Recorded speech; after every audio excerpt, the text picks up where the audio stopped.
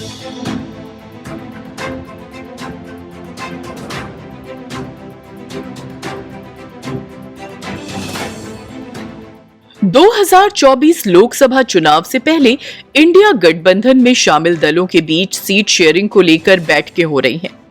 7 जनवरी को जहां आरजेडी ने बिहार में सीटों को लेकर चर्चा की, तो वहीं एक दिन बाद यानी 8 जनवरी को कांग्रेस ने आम आदमी पार्टी से दिल्ली और पंजाब में सीट बंटवारे पर चर्चा की। कांग्रेस सांसद मुकुल वासनिक ने बताया कि बैठक में चुनाव से जुड़े कई मुद्दों के साथ ही सीट शेयरिंग को लेकर बातचीत हुई। सीट बंटवारे पर चर्चा आगे भी जारी रहेगी। इसके बाद ही इस पर अंतिम फैसला लिया जाएगा।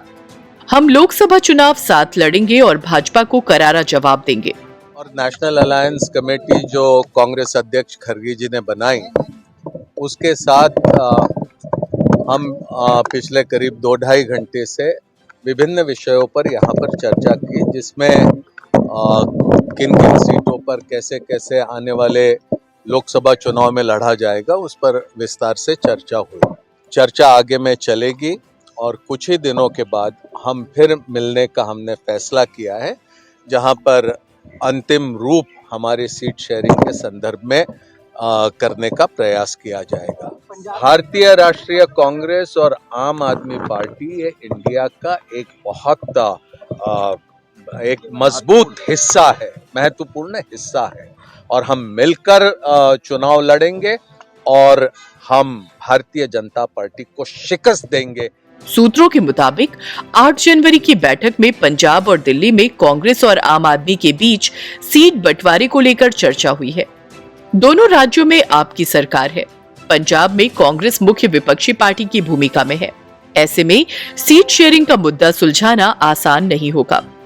सोमवार की बैठक में कांग्रेस अलायंस कमेटी की ओर से मुकुल वासनिक, राजस्थान के पूर्व सीएम अशोक गहलोत, भूपेश बघेल, सलमान खुर्शीद और मोहन प्रकाश शामिल हुए। वहीं आपकी ओर से संदीप पाठक, आतिशी और सौरभ भारद्वाज मौजूद थे। इससे पहले दिल्ली में 7 जनवरी को कांग्रेस और आरजेडी के नेताओं के बीच बिहार में सीट बंटवारे को लेकर करीब 2.5 घंटे मीटिंग हुई थी। इसमें आरजेडी की ओर से सांसद मनोज झा शामिल हुए। बैठक में कांग्रेस ने आरजेडी से 9 सीटों की डिमांड की है। पिछली बार भी कांग्रेस बिहार में 9 सीटों पर लड़ी थी, हालांकि उसे 1 पर ही जीत मिली। पश्चिम बंगाल के प्रदेश कांग्रेस अध्यक्ष अधीर रंजन चौधरी ने 4 जनवरी को मुर्शिदाबाद में मुख्यमंत्री ममता बनर्जी पर आरोप लगाया कि वो लोकसभा चुनाव के लिए राज्य की सीटों का ईमानदारी से बंटवारा नहीं कर रही है। अधीर रंजन ने कहा कि ममता इस वक्त पीएम मोदी की खुशामद में लगी हैं, इसलिए वे गठबंधन की राजनीति नहीं करना चाहती हैं।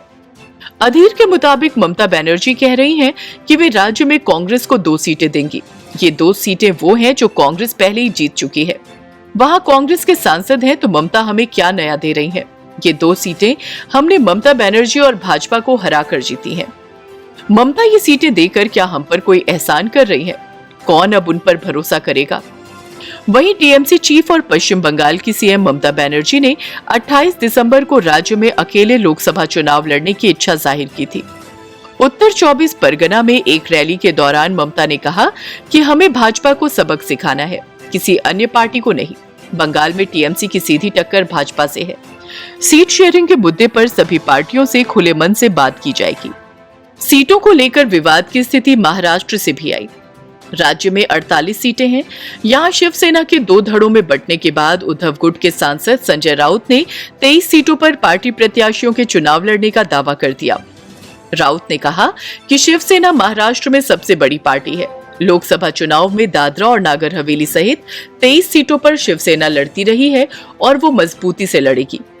हालांकि उन्होंने ये भी कहा कि कांग्रेस भी एक नेशनल पार्टी है। उद्धव ठाकरे, राहुल गांधी, सोनिया गांधी, मल्लिकार्जुन खड़गे और केसी वेणुगोपाल जैसे सीनियर नेता इस मुद्दे पर बात कर रहे हैं।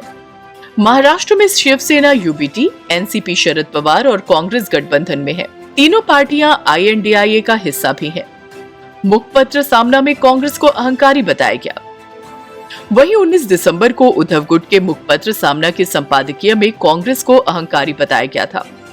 आर्टिकल में लिखा था, कांग्रेस सारा केक खुद ही खाना चाहती है। अब इंडिया अलायंस को एक सारथी की जरूरत है। अभी इंडिया अलायंस का रथ बिना सारथी के है। दिल्ली के सीएम अरविंद केजरीवाल 17 दिसंबर को बठिंडा में पंजाब के सीएम भगवंत मान के साथ एक जनसभा को संबोधित कर रहे थे। केजरीवाल ने लोगों से पंजाब की सभी 13 लोकसभा सीटों की मांग की। आपको बता दें कि पंजाब में आपकी सरकार है और कांग्रेस मुख्य विपक्षी पार्टी है। इसके अलावा दिल्ली में भी आप पिछले 2 बार से सरकार में है। खुद पार्टी के मुखिया अरविंद केजरीवाल यहाँ के मुख्यमंत्री हैं। कांग्रेस यहाँ भाजपा से सीधे मुकाबले में रही है। कांग्रेस और आप ने 2019 चुनाव में सभी 7 सीटों पर चुनाव लड़ा था। इस बार दोनों में सीटों को लेकर पेंच फंस सकता है। इंडिया गठबंधन के बीच सीट शेयरिंग को लेकर कांग्रेस ने आरजेडी के नेताओं के साथ भी मंथन किया।